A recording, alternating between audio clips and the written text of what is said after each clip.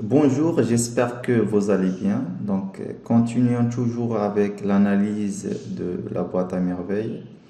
Dans cette vidéo, on va traiter un autre extrait tiré du 5e chapitre. Ce passage allant de « Je n'ai jamais vu le maître d'Humcide » jusqu'à les mosaïques décolorées.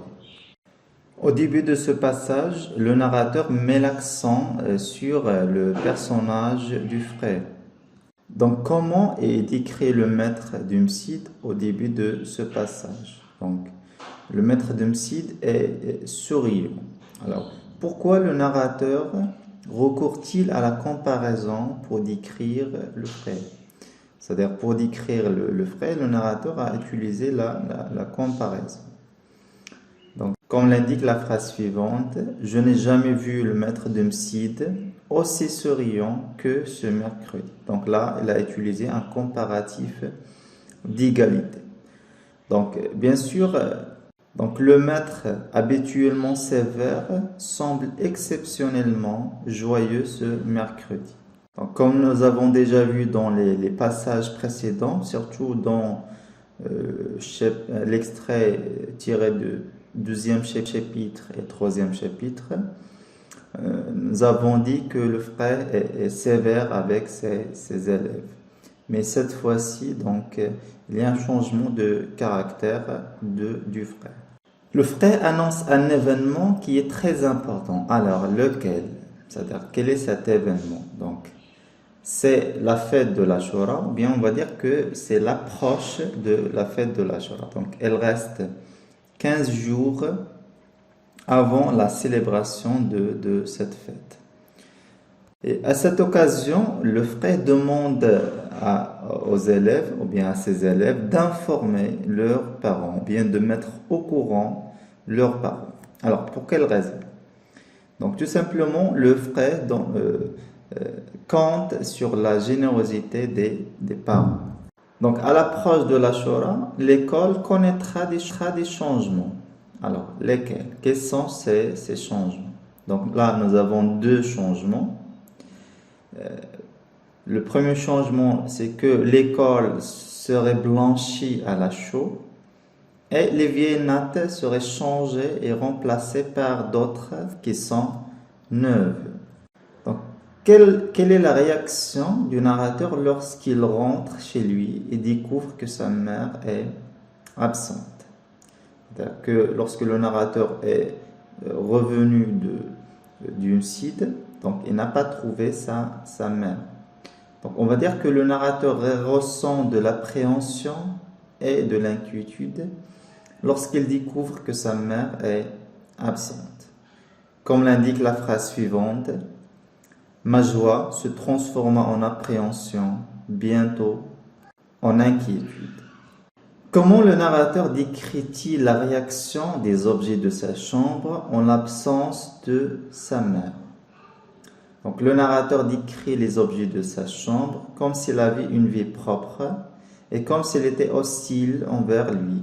Il semble se transformer en monstre et lui inspirer de la peur. Maintenant, vous allez répondre pas vrai ou bien faux, bien sûr, en justifiant la réponse. Le maître d'Humcide est exceptionnellement sévère ce mercredi. Bien sûr, c'est une affirmation qui est fausse. Justification. Je n'ai jamais vu le maître d'Humcide aussi souriant que ce mercredi.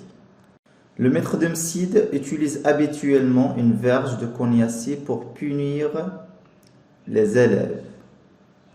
Justification, la verge de cognacier devenue un accessoire de fantaisie, un des objets inutiles que l'on tient pour occuper les doigts. Le narrateur ressent de la joie lorsqu'il découvre que sa mère est absente, c'est une affirmation qui est fausse. Justification, ma joie se transforma en appréhension, bientôt en inquiétude.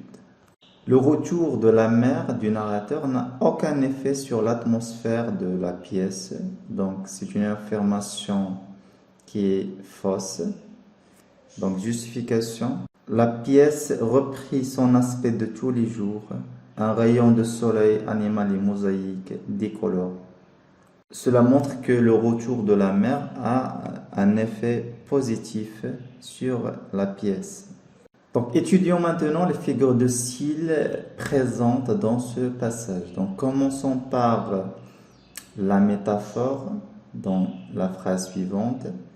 La verge de Cognacé devenue un accessoire de fantaisie. Donc, cette figure de style ou bien la métaphore évoque une image de légèreté et de nonchalance plutôt de sévérité. Et bien sûr, là, on compare la verge de Cognacé à un accessoire de fantaisie. La personnification dans la phrase suivante, les objets ne me reconnaissaient plus, ils m'opposaient un visage hostile. Donc cette image contribue à créer une atmosphère de tension et d'angoisse. Bien sûr, là, dans cette phrase, on a personnifié, ou bien le narrateur a personnifié les objets de la boîte à merveille en leur attribuant la qualité de reconnaissance et d'opposer un visage hostile. Donc, il y a aussi l'hyperbole dans l'exemple suivant. Des siècles passèrent. Donc, cette expression exagère le temps qui semble s'écouler lentement pour le narrateur en l'absence de sa mère, renforçant ainsi le sentiment d'attente prolongée et d'angoisse. C'est-à-dire que la durée de l'absence de sa mère est comparée à des siècles. Et là, normalement, il y a une exagération dans la description. Et cela montre aussi l'importance de la mère pour un enfant de 6 ans. On passe au champ lexical. Donc, on peut dégager champ lexical de l'éducation, bien scolarité. Exemple, maître, élève, leçon, école, site, frais, talbe, science, savoir, congé, etc. On peut aussi dégager le champ lexical de la religion. Bien sûr, ce champ lexical est présent, on va dire, est omniprésent dans la boîte à merveilles. Donc, exemple, Dieu, Allah, Ashura, nouvelle année, fête et célébrer. Champ lexical de la joie, bien sûr, la joie c'est en relation avec la fête ou bien l'annonce de la fête de l'Ashura. Donc, nous avons l'expression grande joie, souriant. Champ lexical de la peur ou bien l'anxiété, et là c'est en relation avec l'absence de la mère. Donc, nous avons terrifié, appréhension. Une question pour réagir. Donc, le frère compte sur la générosité des parents des élèves pour célébrer la fête de l'Ashura. Donc, que dites-vous de cela? Comme un exemple de réponse, donc, je pense que c'est un comportement qui est très normal et logique, vu que le frère joue un rôle crucial dans l'éducation des enfants. Donc, il est naturel qu'il sollicite la générosité des parents des élèves.